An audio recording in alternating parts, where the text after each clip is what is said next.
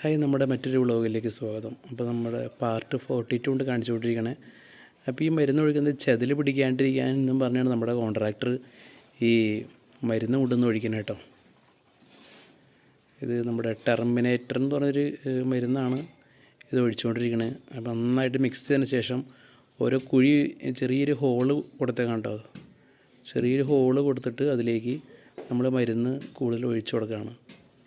പിന്നെ കൂടുതൽ കാര്യം ശ്രദ്ധിക്കുക, ഇതിൻ്റെ സെൻട്രലായിട്ടല്ല, നമ്മുടെ ഭിത്തിയോട് ചേർന്ന് തന്നെ വശത്താണ് കൂടുതലും മരുന്ന് ഒഴിച്ചു കൊടുക്കേണ്ടത്. അതായത് ചെതിൽ പിടിക്കാൻ സാധ്യത ആ കോർണർ തന്നെ ഒരു ഏരിയകളാണ്. അപ്പോൾ സെൻറ്ററിലേക്കാണ് കൂടുതൽ ആ 4 ഭിത്തി തന്നെ സൈഡിലേക്കും കൂടുതലും മരുന്ന് ഒഴിച്ചു കൊടുക്കുന്നതായിരിക്കും കൂടുതൽ നല്ലത്. ഇപ്പോൾ നമ്മുടെ കട്ടിലൊക്കെ ചേർന്ന് ഇടുമ്പോൾ അതിൻ്റെ അടിയിലൊക്കെ ഈ ചെതിൽ പിടിക്കാൻ നമ്മൾ പെട്ടെന്ന് അറിയില്ല. അപ്പോൾ അതുകൊണ്ട് തന്നെ ആ വശത്തൊക്കെ കൂടുതൽ മരുന്ന് ഒഴിച്ചു കൊടുക്കാൻ ശ്രദ്ധിക്കുക. അപ്പം മരുന്ന് കുഴിച്ചതിന് ശേഷം നമ്മുടെ കോൺക്രീറ്റ് ഒരു ബെഡ്റൂമിലായിട്ട് ഇട്ട് തുടങ്ങി കേട്ടോ. അപ്പോൾ ഏകദേശം ഒരു 2.5-3 ഇഞ്ച് കനത്തിലാണ് നമ്മളിപ്പോൾ ഇത് കോൺക്രീറ്റ് ചെയ്യണേ. അപ്പോൾ ചെറിയ ഗ്യാപ്പുകളൊക്കെ ഉണ്ട്, ഇപ്പോൾ കാണുന്ന പോലെ ചെറിയ ഗ്യാപ്പ് ഉണ്ട്. അത് സീലിങ് തേച്ച് കഴിയുമ്പോൾ അതിൻ്റെ സിമെൻറ്റ് താഴെ വന്ന് അടഞ്ഞ് ഫിക്സ് ആവുമെന്നുണ്ട് ഇവർ പറയണേ. അതുകൊണ്ടാണ് അവരത് ഗ്യാപ്പ് അധികം ഫില്ല് ചെയ്യാണ്ട് പോയിക്കണേ.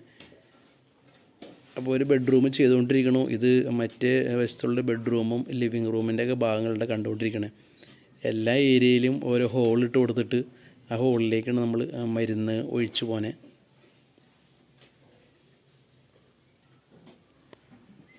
അപ്പോൾ മരുന്ന് ഒഴിക്കാൻ മറക്കരുത് കേട്ടോ. ഓരോരുത്തരെല്ലാവരും പ്രത്യേകം ശ്രദ്ധിക്കുക, ഓരോ ഏരിയയിലൊക്കെ കൃത്യമായിട്ട് ഈ മരുന്ന് ഒഴിച്ചു കൊടുക്കാൻ. അപ്പോൾ എല്ലായിടത്തും തന്നെ മരുന്ന് ഒഴിക്കണം കേട്ടോ, മറക്കരുത്. അതിനുശേഷം നമ്മുടെ ഈ ഇടിക്കാനുള്ള ആ ഒരു സംഭവം വെച്ച് ഇടിച്ച് ലെവൽ ചെയ്യാം കേട്ടോ ഫ്ലോറൊക്കെ.